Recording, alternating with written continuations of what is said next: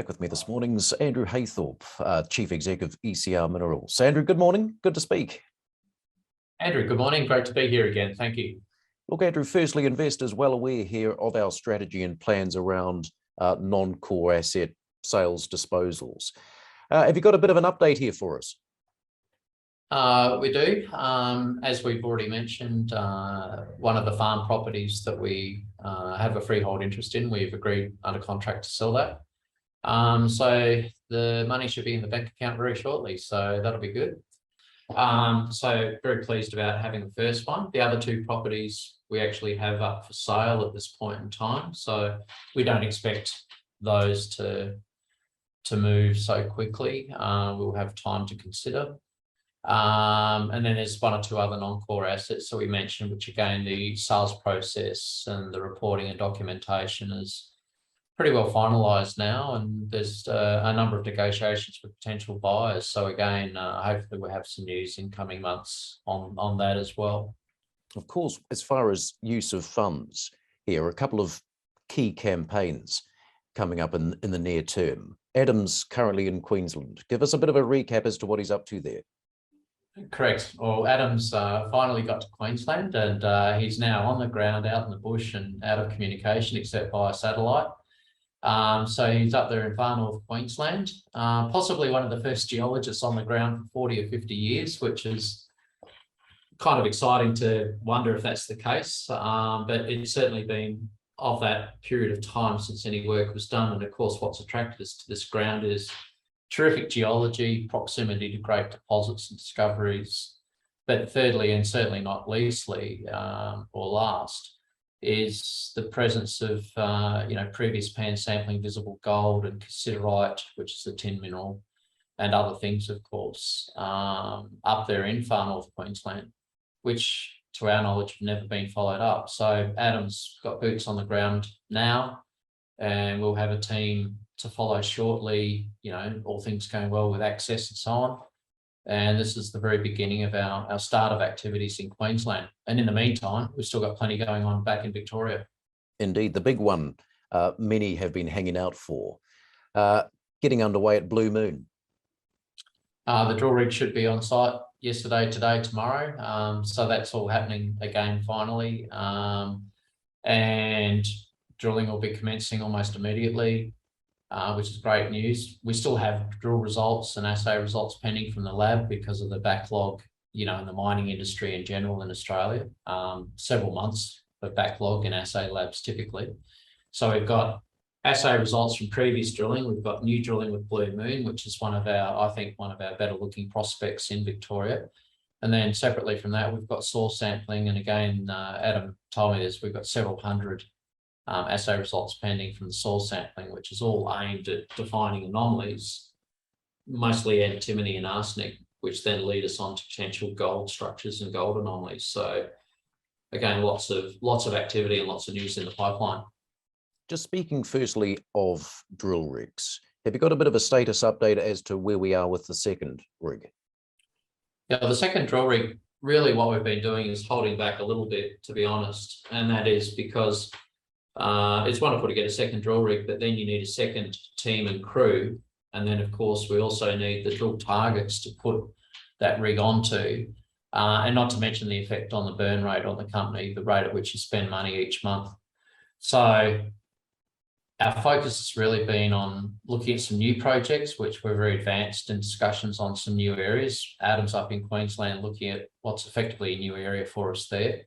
And also progressing our land access in Victoria.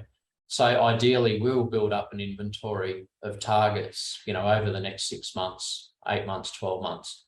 And with that, of course, drilling to follow, and then more drilling. And then, of course, at that time, when we have a lot of drill targets to drill, the second rig could be entirely appropriate. And of course, the burn rate that goes with that, with the second crew.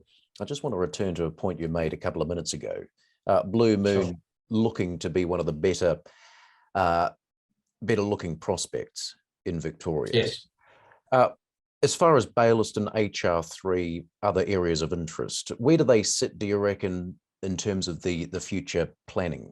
with the work and the knowledge that we've accumulated, before I've joined the company and certainly since I've joined the company, with Ballaston and HR3 and so on, we've seen a lot of drill intercepts where the widths of the intercepts are 20 centimetres, 50 centimetres, maybe a metre, maybe 5 metres of 1 gram a tonne type thing. So we're getting very narrow, high-grade hits, which is encouraging. But what we're really looking for is the 2 metre wide material or 5 metre or 10 metre wide material at 5 or 10 or 20 grams a tonne, because that's how you build a commercial gold mine. So we've drilled a lot of holes in certain areas, and we've seen a lot of the 20 centimetre and 50 centimetre wide material. Blue Moon is consistently 2, 5 and 10 metres, depending on where you cut the grade. So there's a degree of robustness at Blue Moon that we're seeing from previous drilling, which we haven't seen in the other prospects. Just finally, Andrew, we don't need reminding about the current market conditions, share prices across the sector. But of course, in your former life as a gold analyst, what's your take on the current state of the market? That's a really good question. And the current state of the market looks to be completely dysfunctional from my perspective. And I think if you talk to a few of the other, let's say, old or better known old gold bugs, for want of a better term, or investors, not gold bugs, but actual investors.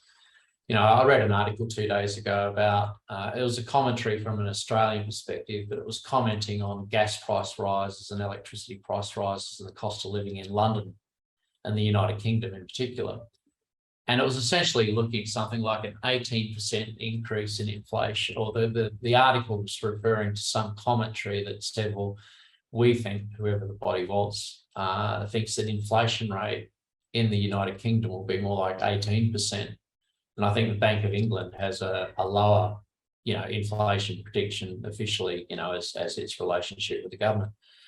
Having said that, whether the Bank of England's right with a lower number or this commentary referring to its sources, which is actually looking at the cost inputs for the average person living in the United Kingdom, it is quite terrifying to look at what's happening to fuel prices, gas prices, and then you look at the underlying trends, which is, let's go green energy. Well, green energy ultimately still being powered or fueled by fossil fuels, and they're still the 4 cent, 6 cent kilowatt hour sources of electricity. And green energy sources are still 30 cent or 30 pence or 50 pence sources of energy. So as we go more green, I just see that as a code for we're going for higher inflation and higher cost of living inputs. Oh, and then by the way, there's a mention of a drought. And so, we have desalination plants in Australia. Well, guess what the primary cost input to desal plants is? It's electricity. Well, the electricity was coming off of coal-fired power 10, 20 years ago when they were being mainly built in Australia.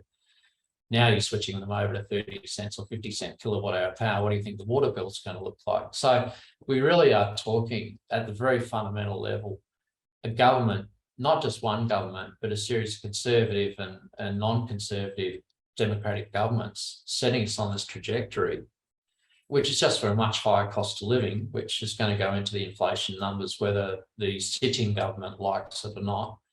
And the green economics is just driving this inflation, crazy. And then, okay, well, there's a disconnect or a dysfunction between gold price and inflation. Well, yes and no, but you keep your pound sterling in the bank for another 12 months, it's going to be worth 18% less than it was today in purchasing power, or whatever that number is. Where do you go? Well, good luck with Bitcoin. I mean, that is for the brave and the courageous. So you've still got gold, and then ironically, I see it's more like the Chinese and the Russians, and some of these other non-G7 countries really stepping into gold in terms of their central government purchases of gold. You put all that together and you just sort of think that the world's crazy. Certainly uncertain times. Andrew, look, good to speak this morning. Thanks very much. No worries. Thanks very much, Andrew.